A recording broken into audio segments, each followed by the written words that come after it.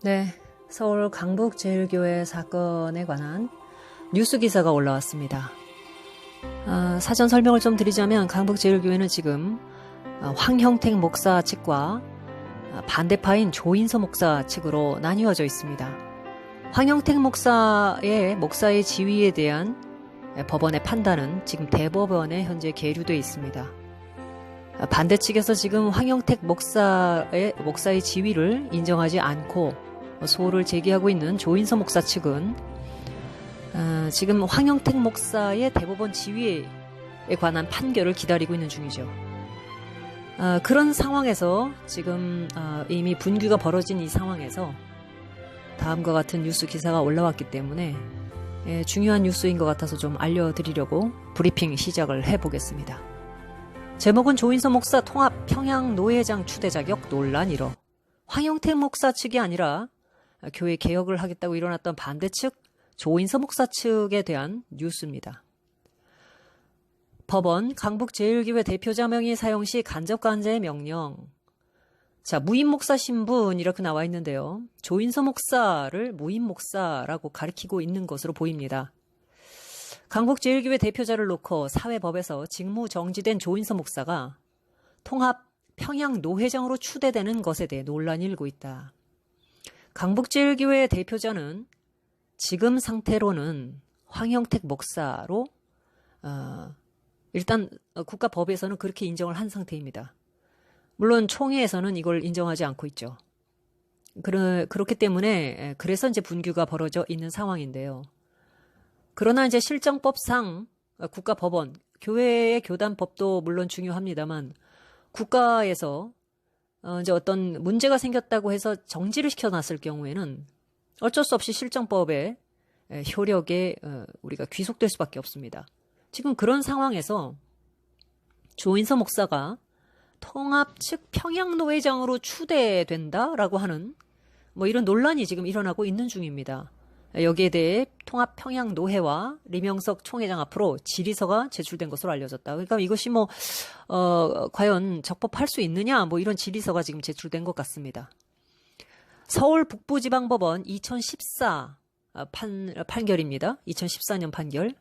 제1민사부가 뭐라고 판결을 했느냐. 조인서 목사가 강북제일교회의 위임 목사, 담임 목사, 당회장으로서의 직무집행을 할 수 없다. 대표자 인정하지 않고 있는 겁니다. 조인서 목사는 총회에 의해서 강북제일교회 대표자로 그렇게 교단법에서 얘기했지만 반대 측인 황형택 목사 측에서는 이것을 국가법원에 소를 제기해서 그쪽이 승소를 했죠. 물론 대법원에서 아직 확정 판결을 내려주지 않은 상황에서 양쪽이 지금 갈라서 있습니다만은 고등법원까지 나온 판결이 현재 유효한 상태이기 때문에 조인서 목사는 지금 공중에 뜬 상태입니다. 그런데 강북제일교회 대표자도 아니고 위임 목사 또는 담임 목사, 당회장으로의 집행정지 직무 집행을 할 수 없는 사람이 어떻게 노회장이 될 수 있느냐. 이제 이런 문제가 되는 거죠. 북부지방법원의 판결문은 조인서 목사가 위임되는 과정을 절차상 하자로 판단했다. 법원이 왜 이런 판단을 내렸느냐. 2013년 10월 4일 파송된 윤석열 임시당회장. 당시에 이제 분규가 벌어지고 나서 노회에서 윤석열이라는 임시당회장을 파송했죠. 사실은 그때 절차적으로 상당히 좀 꼬였던 건 맞습니다. 이 스텝이 많이 꼬였습니다. 어쨌든 억울하든 어쩌든 법의 그 절차를 잘 밟았어야 했습니다. 제가 이제 분규를 이렇게 지켜보면서 늘 배우게 되는 건 뭐냐면 불복하고 싶고 억울하고 여러 가지 이유가 사람마다 다 있습니다. 다 자기들의 진실이 있으니까요. 그러나 중요한 것은 공동체가 세우는 법, 그 법이 내 진실을 다 담아내지 못한다 할지라도 그 법이 바뀌기 전까지는 어쩔 수 없이 그 법에 승복할 수밖에 없고 그 법의 절차를 따라야만 그래도 그러한 법적 성실성을 바탕으로 해서 뭔가 미래에 좀 그래도 나은 결과들을 도모할 수 있습니다. 그런데 그렇게 하지 않고 무조건 그냥 이 법의 절차를 따르지 않고 그냥 넘어뛰고 내가 원하는 대로 그냥 몰고 가고 이 정치적으로 뭔가 밀어붙였을 때 반드시 끝이 좋지 않습니다. 지금 이 조인서 목사 측도 마찬가지예요. 어쨌든 황영택 목사 측은 상당히 절차를 하자없이 진행을 했습니다. 근데 이제 조인서 목사 측, 그러니까 당시에는 윤석열 임시당회장 상태였죠.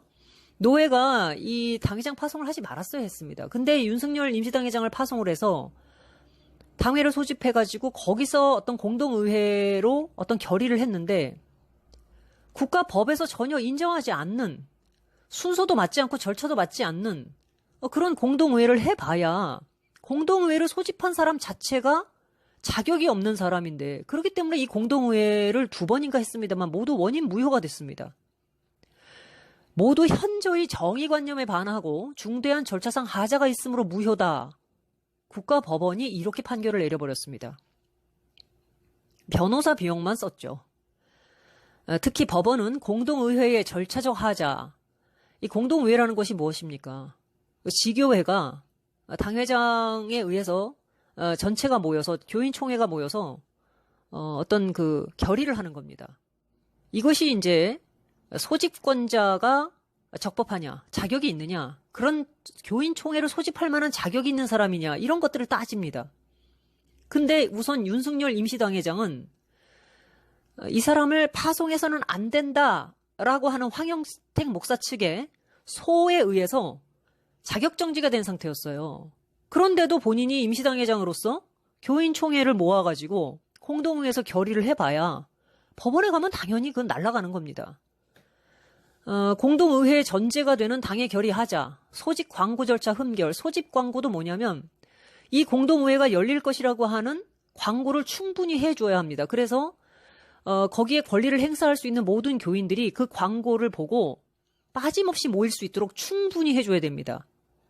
뭔가 반대 측이 그런 공동의회에 와서 반대표를 행사하거나 해서 교인총회가 충분하게 의결을 하지 못하도록 어떤 회방을 한다든가 지능적으로 방해를 한다든가 할 수 없도록, 그래서 충분히 광고를 했느냐, 이것도 봅니다. 또 소집권자가 누구냐 하는 부분도 보죠. 개정 정관의 하자 등 이렇게 아주 복합적으로 많은 면들을 살핀 끝에 하자의 정도가 매우 중대하다, 하자의 중대가 매우 중대하다고 봤습니다. 또 이를 용인하는 것은 현저히 정의관념에 반한다. 어지간하면 교단과 교회 내부에 있는 문제에 국가법원이 하자의 정도가 중대하거나 현저히 정의관념에 반하지 않는 한 거의 다 대부분 용인을 하는 쪽으로, 채택을 해주는 쪽으로 알고 있습니다만은, 이거는 도저히 이건 그냥 넘어갈 수가 없는 것이다. 헌법에 의해서, 국가의 헌법에 의해서 아무리 종교의 자유가 있다 그러더라도 이거는 종교의 자유로만 봐줄 수 없는 어떤 그런 문제들이 있다 할 때 이렇게 하자로 보는 겁니다. 무효로 보는 겁니다. 이에 대해 법원은 조인서 목사가 법원의 이러한 결정을 무시하고, 이 법을 무시한 사람들은 아무리 본인들이 뭐가 어쩌고 진실이 어쩌고 이렇게 얘기를 해도 끝에 이기지를 못합니다.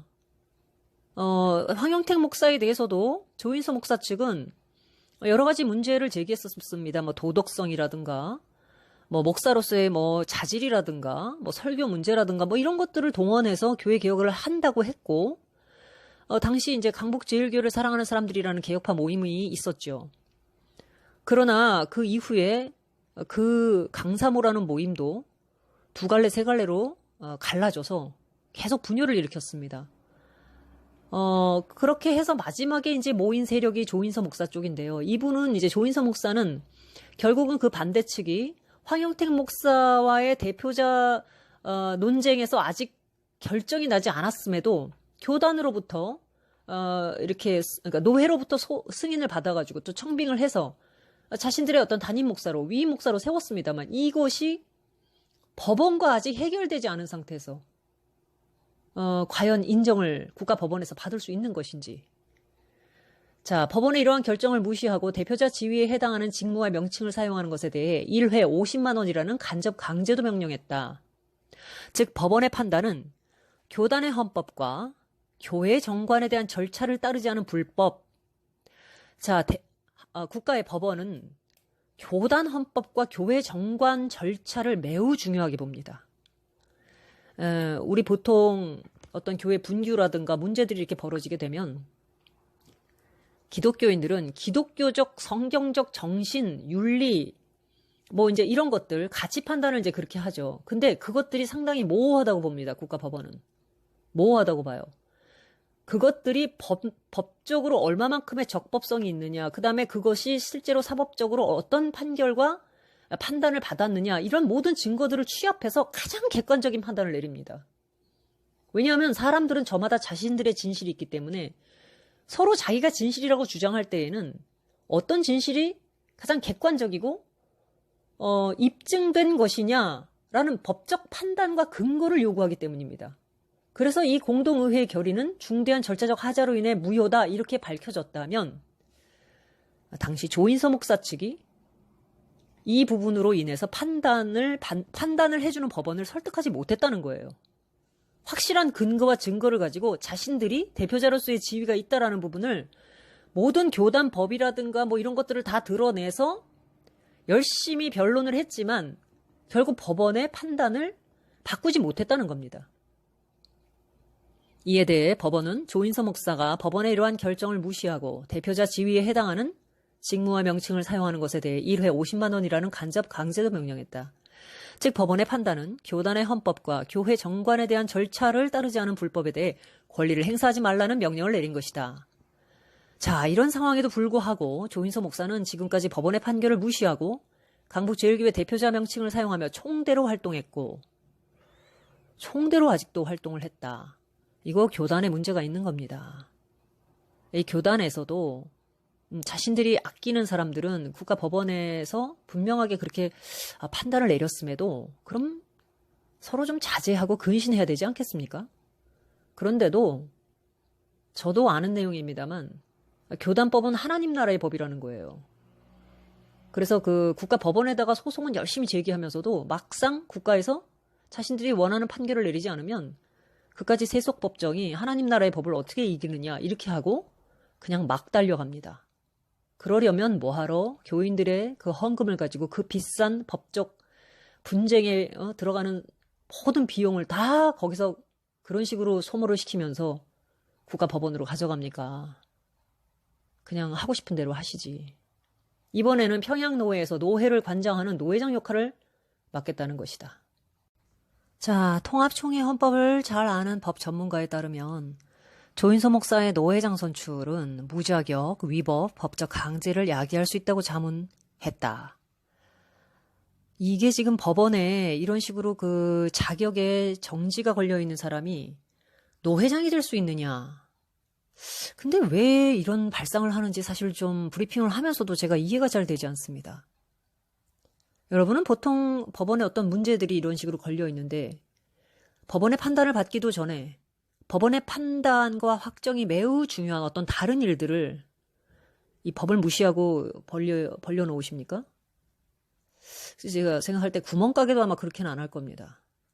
그런데 교회 목사나 노회가 어디 호떡집도 아니고 이게 당나라 법도 아니고 노회를 만약에 노회장을 하게 된다면 본인 돈으로 한다 그러면 또 문제가 없겠습니다만 만약에 이 문제가 또 다시 황영택 목사 측으로부터 소가 제기돼서 자격의 문제를 다투게 되거나 노회의 어떤 법적 분쟁이 벌어지게 되면 노회도 망신이지만 이 조인서 목사의 이 노회장으로서의 어떤 지위를 유지하기 위해서 교인들의 헌금이 변호사 비용이라든가 뭐 소송 비용으로 엄청나게 막대하게 들어가는데 왜 그렇게 할까요? 왜 무리한 행동을 계속 하면서 이런 식으로 그 트러블 메이커가 돼가는 걸까요?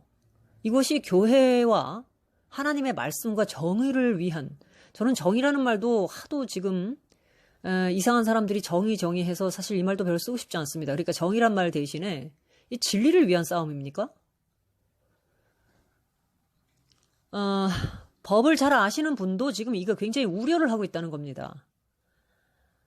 따라서부터 읽어보겠습니다. 따라서 헌법 제74조 위에는 지금 그 헌법에 대한 해석이 쭉 내려옵니다만 좀 복잡하기 때문에 생략을 하고 결론 부분만 읽어보겠습니다.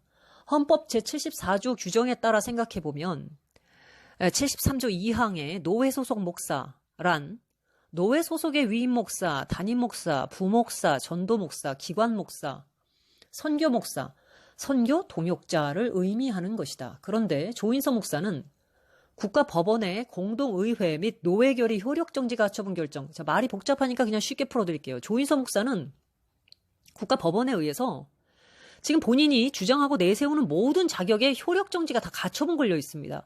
위임 목사로서도 직무집행정지 가처분 결정에 의해서 그 자기들은 뭐라고 주장하는지는 모르겠지만 강북제일교회의 대표자로서의 직무집행이 정지되어 있는 상태입니다. 운전자로 따지면 운전면허 취소 상태예요. 그러니까 어떻게 핸들 잡으면 될까요? 안 될까요? 안 되는 겁니다. 이것이 음주운전은 아닐지라도 음주운전도 운전하면 안 됩니다만 면허가 없는 사람은 더더욱 운전하면 안 됩니다. 근데 지금 이분은 면허가 없는 상태예요. 국가에 의해서. 그러니까 이 면허가 조인서에게 다시 되돌려질지 안 될지는 저 대법원에 지금 계류되어 있는 그 문제가 해결이 돼야만 합니다.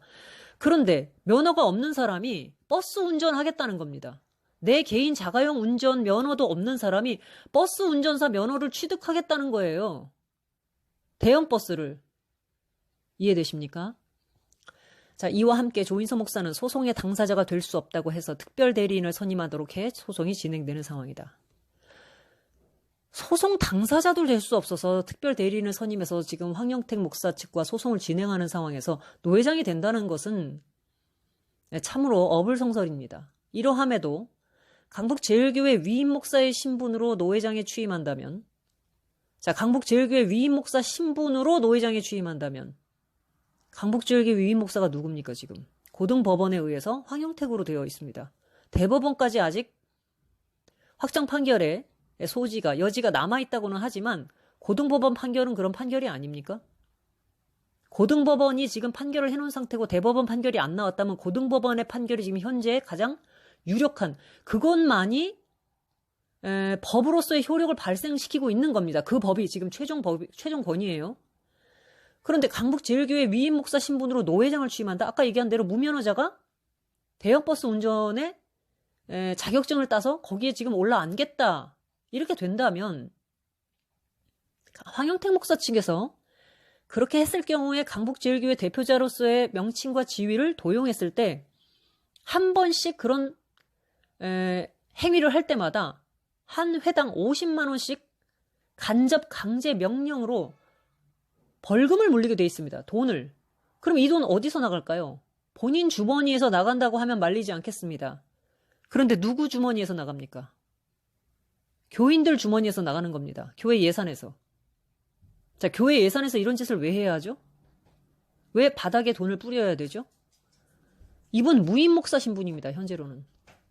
그래서 노회장 자격이 없는 것으로 해석될 수밖에 없는 실정이다. 해석이 그렇게 할 수밖에 없는데 심정적으로는 조인서 목사를 좋아하는 사람들이라고 하더라도 법이 그런 걸 어떡합니까? 법이 그런 걸. 아, 조인서 목사, 당신이 노회장이 되면 참 우리 노회가 발전을 할 수 있고 참 좋겠소. 당신만한 자질과 노회를 사랑하는 마음을 가진 다른 목사들이 없어요. 그러니까 당신이 했으면 좋겠습니다. 아무리 이렇게 마음으로 조인서 목사라는 사람이 노회장이 됐으면 좋겠고 이만한 자격이 있는 사람도 없고 경험과 지식이 있으니까 참 했으면 좋겠다 하더라도 자격이 안 된다는 겁니다. 자격이. 교단법도 그렇게 규정을 해놨고 현재 그 자신도 교단법에 의해서 한 지교회의 위임 목사가 돼야만 노회장이 될 수 있는데 지금 위임 목사라고 하는 가장 기본적인 자격조차도 직무집행 정지가 돼 있는 상태 아닙니까? 그런데 이거를 다 엿먹으라 하고 교회의 예산을 가지고 벌금도 내고 소송 비용도 발생을 시켜가면서 왜 이 짓을 하려는 것이냐는 것이 저의 질문입니다. 저뿐만 아니라 이 사태를 지켜보고 있는 지금 조인서 목사 측에 있는 많은 교인들이 아시다시피 2010년부터 황영택 목사와의 교회 분쟁 때문에 갈갈이 찢어지면서 그분들의 상처와 마음의 고통과 경제적인 피해라든가 이 모든 것들이 지금 말로 다 할 수가 없습니다.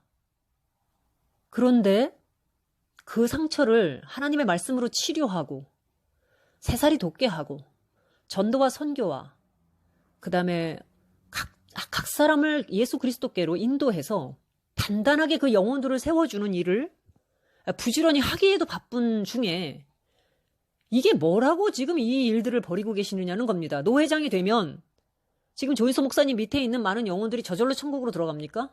그 영혼들이 모두 예수 그리스도를 만나서 거듭난 영혼들이 되는 겁니까? 목사를 왜 하시는 건지 정말 묻고 싶습니다. 황영택과의 싸움이 그것이 우리가 교회를 개혁하겠다고 하는 모든 것의 본질이나 가장 중대한 요소는 아니지 않습니까? 현 평양 노회장 주효중 장로는 이번 문제에 대해 총회의 답변을 기다리고 있는 상태다라고 말했고요. 당사자인 조인서 목사는 이러한 문제에 대해 입장을 물었지만 답변을 하지 않았다. 이렇게 이 기사는 끝을 맺고 있습니다. 자, 여기까지 하겠습니다.